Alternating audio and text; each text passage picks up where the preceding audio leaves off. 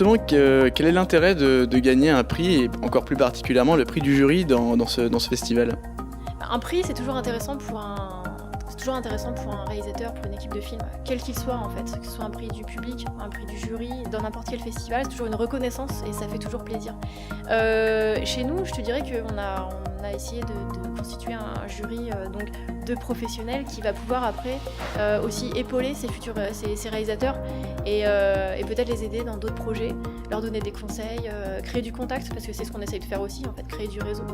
Donc gagner un prix du jury ici, c'est se créer déjà un réseau auprès du public et des professionnels qu'on a réunis. Ce qui est déjà pas mal. C'est déjà pas mal. Alors bonjour Sergio Doval, vous êtes membre du jury cette année au festival du film court de Maison Lafitte. Je suis hyper fier et hyper heureux parce que l'année dernière j'avais réalisé un court-métrage dans lequel je jouais parce que je suis acteur également et j'avais gagné le prix du public de la première soirée ainsi que le coup de cœur du jury, donc de revenir ici, je suis très heureux. Et pour l'anecdote en plus, ce qui est cool, c'est que je suis né à Maison Lafitte. Et donc l'année dernière quand je suis revenu, c'était la première fois que je revenais depuis que j'étais né à Maison Lafitte. Et ouais. Et j'ai découvert que ma maternité n'existait plus et il y avait une plaque en revanche où il y avait écrit « Ici est né Jean Cocteau ». Voilà, donc j'avais plein de bonnes nouvelles avec les prix. Voilà, mais je suis très heureux et les directeurs SCAT bossent super bien, Léa, Charlotte, enfin elles bossent. Il faut que des événements comme celui-là existent encore plus, c'est hyper important. Bonjour Johan Cornu, vous êtes aussi un des membres du jury de cette deuxième édition du festival. Qu'est-ce que ça vous fait justement d'être membre du jury de cette deuxième édition du festival ?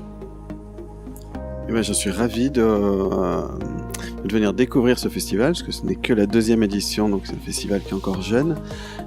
Très intéressant, parce que ce sont des courts-métrages, et c'est vrai que je travaille surtout avec des longs-métrages, donc c'est intéressant de voir ce que font les réalisateurs au début de leur carrière. En général, c'est vrai qu'un court-métrage on commence par le court-métrage avant de venir au long, donc c'est vrai que j'ai peut-être grillé un peu les étapes sur les productions, mais c'est à cause de la distribution de films qui se fait surtout sur des longs-métrages, donc c'est intéressant d'aller voir d'autres œuvres que j'ai moins l'habitude de voir, clairement, je le dis. Alors bonjour Fabien Hara, réalisateur du film Claque. Est-ce que tu peux nous en parler un petit peu plus de ce film ? Alors Claque, c'est l'histoire d'une mère de famille qui annonce qu'elle va se suicider au restaurant chinois.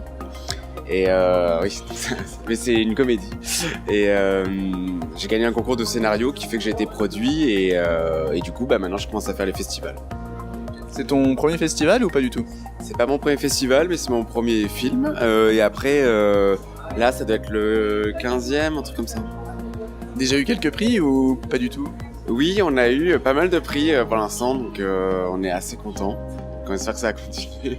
Croisez les doigts pour ce soir ? Oui, oui.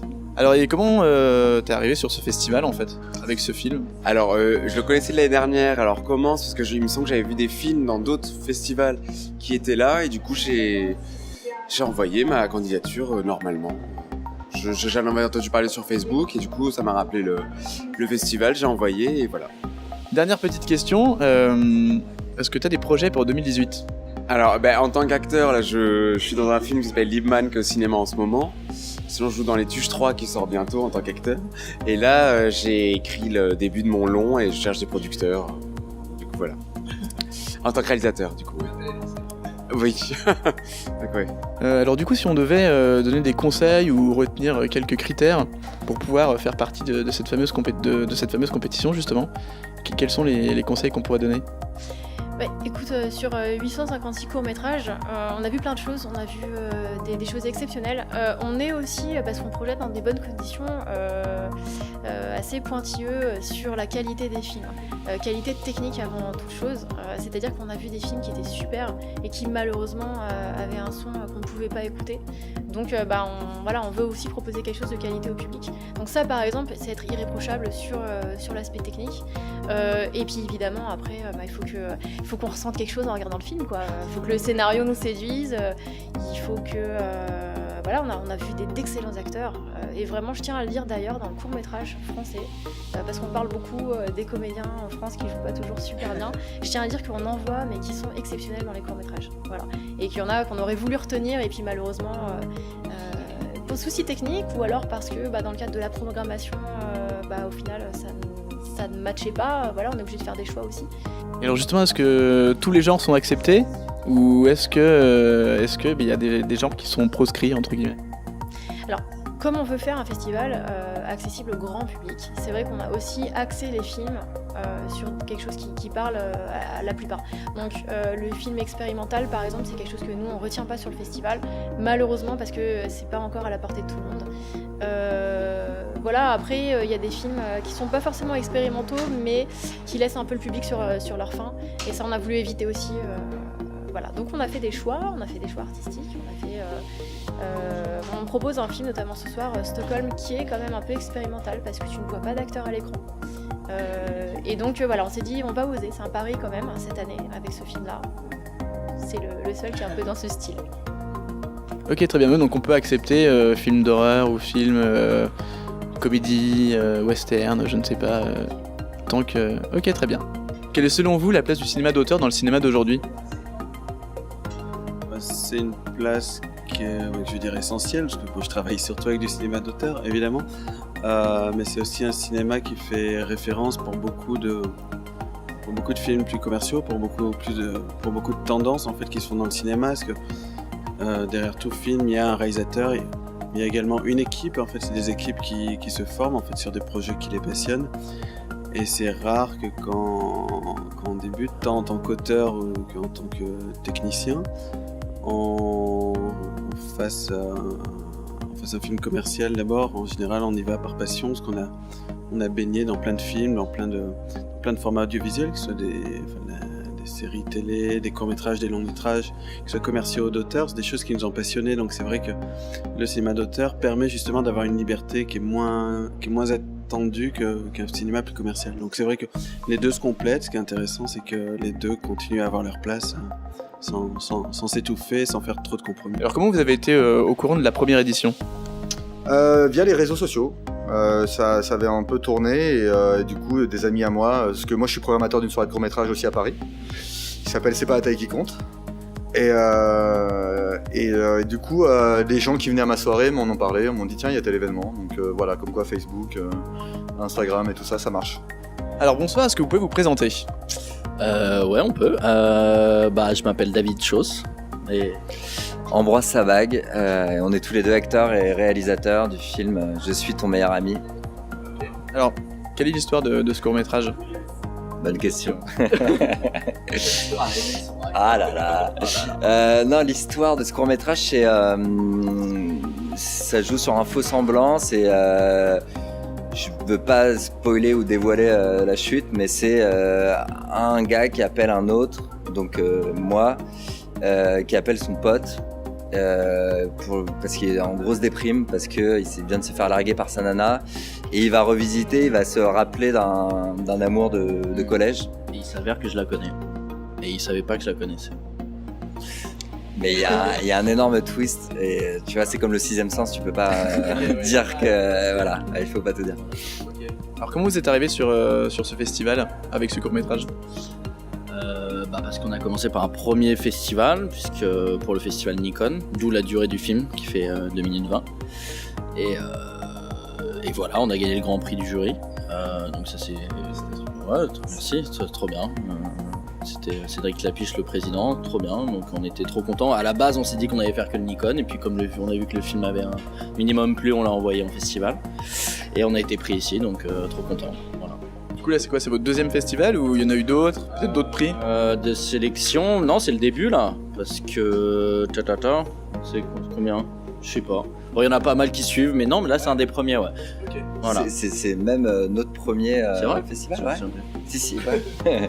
Okay. Il a été diffusé dans d'autres endroits, mais là c'est la première fois qu'il est en compétition, parce qu'on revient des Arcs, où il était dans le festival de cinéma européen des Arcs, où il était projeté, mais il était en avant-séance des courts-métrages en compétition, mais nous on n'était pas en compétition. Ouais. Donc il a été diffusé là-bas pendant toute une semaine, mais c'est la première fois qu'on revient en compétition. Alors justement, vous attendez quoi justement de cette soirée ? D'être surpris, d'avoir des réalisateurs que je ne connais pas du tout, qui finalement dans un court-métrage on met beaucoup de choses. Enfin, c'est un format pour faire des essais, pour se tromper, pour faire des belles choses. Enfin, c'est un format qui est très libre, quoi, sur lequel on est grâce à sa durée, on peut essayer de le parfaire, mais comme ce sont dans les premiers travaux qu'on va faire, il y a beaucoup de choses à apprendre, donc d'être surpris, d'avoir envie de rencontrer les réalisateurs et de les suivre après. Et alors du coup, vos futurs projets là pour 2018, qu'est-ce que vous avez de prévu ? Ouais, alors là en tant qu'acteur, là j'ai tourné dans la saison 5 de Shérif, c'est une série sur France 2 qui sort actuellement, je suis dans cette saison-là. Et je suis en train de finir mon dernier court-métrage que je vais réaliser, dans lequel je ne jouerai plus, donc je passerai juste à la réalisation. Et puis j'ai ça, et j'ai tourné dans un long-métrage sur la guerre d'Algérie, à Alger il y a peu de temps aussi. Voilà. Et dernière petite question, qu'attendez-vous justement de cette deuxième édition, en tant qu'en plus membre du jury ? Des émotions. Et franchement, de la bienveillance, parce qu'on en a besoin. Et je suis sûr, de toute façon la sélection, je crois qu'ils ont su beaucoup de films. Donc du coup, je suis sûr que la sélection, et moi grâce à ma soirée, il y a certains noms que je connais un petit peu d'avance, et c'est vrai que voilà, je sens la sélection, et de sérieux, surtout Director's Cut, parce que je sens qu'il veut se développer, ce festival, et j'ai envie juste de m'asseoir et de retomber en enfance, quoi. On me raconte des histoires. Merci beaucoup. Merci à vous. Alors dernière petite question, vos projets pour 2018 ? Parce que il y a la casquette distribution, du coup je sors un film iranien le 21 février qui s'appelle 4 consciences et qui est vraiment dans la tradition d'Asghar Farhadi, qui a fait une séparation, mais également de Un homme intègre qui est fait par Rasoulov, qui est sorti il y a quelques mois. Ensuite je vais sortir un ovni, on ne sait pas si c'est un documentaire, un essai poétique ou une fiction. Toujours est-il que c'est un film qui est co-signé par Michel Houellebecq avec Iggy Pop. On le présente comme un feel-good movie sur la souffrance et c'est assez incroyable. On l'a vu, on a flashé. Et voilà, et sur la casquette production, l'an dernier on avait produit le film Gabriel et la montagne de Felipe Barbosa. Et du coup là on termine son nouveau film qui sera prêt dans quelques mois, qui s'appelle Domingo et qui sortira, j'espère, en 2018. Enfin, normalement, oui, il sortira en 2018. Si le film se termine et que maintenant on est très content du résultat, voilà. Bonjour, je suis Perrine Pérez. Je présente et j'anime la soirée du festival du film court de Maison Lafitte.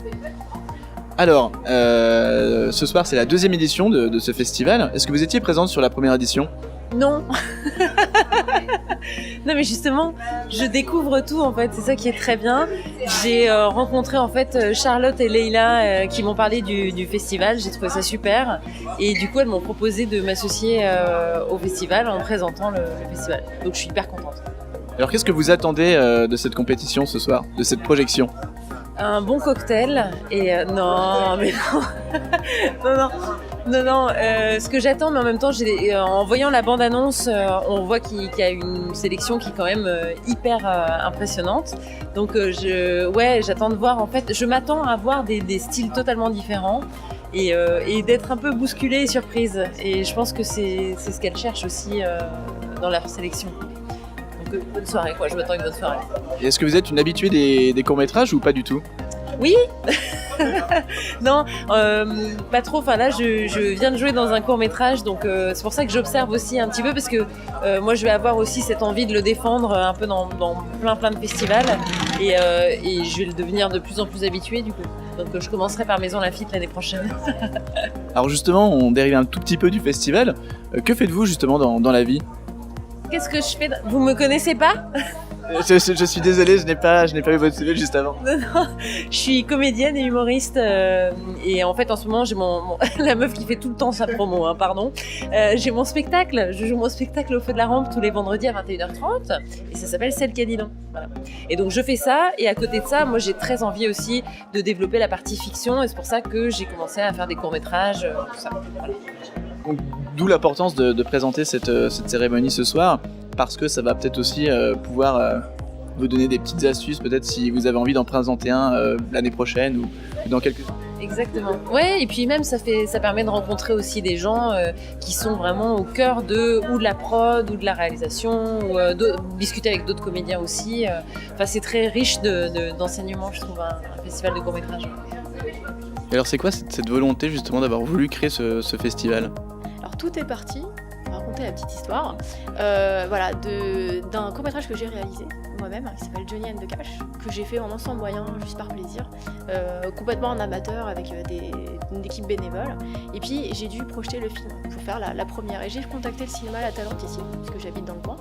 Et Michel, le directeur, m'a permis de projeter mon film. Et donc on s'est dit à ce moment-là, ça pourrait être vraiment sympa d'organiser quelque chose ici.